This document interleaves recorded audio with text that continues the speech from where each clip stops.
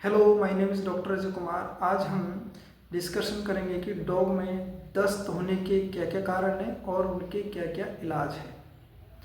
क्योंकि जो दस्त का प्रॉब्लम है डॉग्स के अंदर वो बहुत ज़्यादा है, क्योंकि दस्त होने के बहुत ज़्यादा कारण हैं डॉग्स में। जैसे कि फूड से रिलेटेड, कि अचानक उसकी डाइट चेंज कर दी जाए तो डॉग्स के अंदर दस्त होते हैं। कि भाई अभी पहले कुछ और खाना खिला रहे थे, अचानक दूसरा खाना उसको दे दिया तो उसके कारण भी दस्त होते हैं। या फिर डॉग्स जनरली बाहर जाते हैं तो कुछ ऐसा मरा हुआ जानवर खा लिया या फिर 3-4 दिन पुराना खाना खा लिया तो फूड पॉइजनिंग के कारण भी दस्त होता है।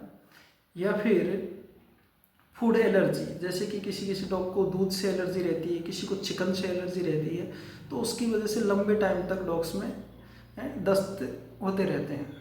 इसके अलावा टॉक्सिन, जैसे कि ज़्यादातर शिकायत आती है कि भाई डॉग्स ने चूहे मारने की दवा खा ली तो उसकी वजह से भी डॉग्स में दस्त होते हैं। या फिर कुछ लोहे की कील खा ली या फिर प्लास्टिक की चीज़ खा ली तो वो भी एक दस्त का कारण बनता है डॉग्स में।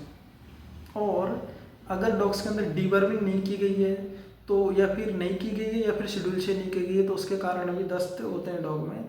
और बैक्टीरियल इन्फेक्शन, पार्वो इन्फेक्शन जो कि वायरल डिजीज़ है, और कोरोना इन्फेक्शन, रोटा वायरस का इन्फेक्शन, ये वायरल डिजीज़ है, ये भी डॉग्स के अंदर दस्त करते हैं। पार्वो में डायरिया, दस्त के साथ में ब्लड भी आता है। इसके अलावा अगर पेट के अंदर कोई इस तरह की गांठ बन रही है तो उसकी वजह से भी दस्त होता है। या फिर कोई सिस्टमिक डिजीज से रिलेटेड है, कोई लीवर का इश्यू है, किडनी में फेलियर है, या फिर अदर कोई इश्यू है कि भाई पेनक्रियाज में, तो उसकी वजह से भी दस्त होता है। तो दस्त होने के बहुत सारे कारण हैं। तो सबसे पहले हम इनको, अब कि ये तो कारण है लेकिन इनका पता कैसे चलेगा, तो सबसे पहले डॉग के एग्जामिनेशन किया जाता है कि भाई फिजिकल एग्जामिनेशन, कि भाई बॉडी कंडीशन कैसी है, हाइड्रेशन है, डिहाइड्रेशन है, तो भाई पानी का ज़्यादा लॉस हो रखा है या एनीमिया, ब्लड लॉस। फिर उसका एनस ग्लैंड, क्योंकि अगर एनस ग्लैंड के अंदर एब्सिस होता है तो उसमें दस्त भी होता है और दस्त के साथ में ब्लड भी आता है, तो एनल ग्लैंड का एग्जामिनेशन करता है। फिर सबसे इम्पोर्टेंट एग्जामिनेशन होता है कि डॉग्स का जो स्टूल है, पोटी है, उसका एग्जामिनेशन होता है। उसका सैंपल लेकर के लैब में भेजते हैं, तो उसमें अगर क्या बैक्टीरियल इन्फेक्शन का पता लगता है, वायरल इन्फेक्शन या कोई पैरासाइटिक है या फिर कोई अदर चीज़ है, तो पोटी का जो एग्जामिनेशन होता है उसकी वजह से दस्त होने के कारण का पता चलता है। फिर उसके बाद में ब्लड टेस्ट भी होता है, बायोकेमिस्ट्री टेस्ट, जिसमें कि भाई लीवर, किडनी का टेस्ट है, सोनोग्राफी, एक्सरे, एंडोस्कोपी, बहुत सारी टेस्ट होते हैं जिसकी वजह से जैसी सिचुएशन, जैसी कंडीशन, जैसी सीरियस कंडीशन रहती है वैसे वैसे टेस्ट होते हैं डायग्नोसिस करने के डायरिया को।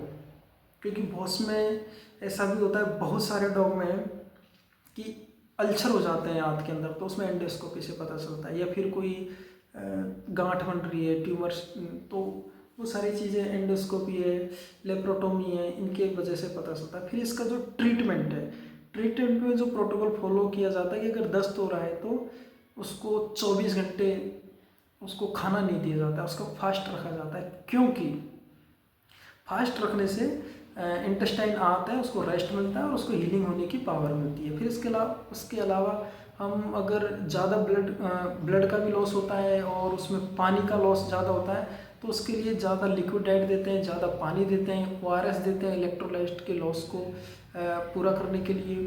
तो उसको ब्लेंड डाइट देते हैं, मतलब डाइजेस्टेबल फूड देते हैं, जैसे कि राइस है, बॉइल्ड वेजिटेबल्स है, चिकन है, तो इस तरह की डाइट देते हैं ताकि वो ईजीली उसको डाइजेस्ट हो सके।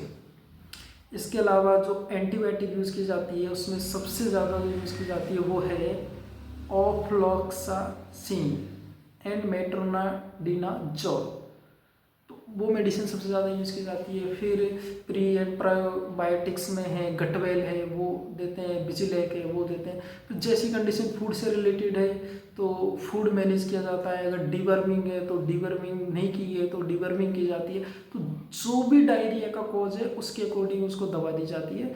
इसलिए डॉक्टर से कंसल्ट करके ही ट्रीटमेंट कराएं, क्योंकि जो पॉजिटिव एजेंट है उसके अकॉर्डिंग ही ट्रीटमेंट होगा। ऐसा नहीं कि सिर्फ एक मेडिसिन से डायरिया का ट्रीटमेंट हो सके। तो कृपया करके डॉक्टर से कंसल्ट करके ही मेडिसिन लें और इलाज करवाएं। धन्यवाद।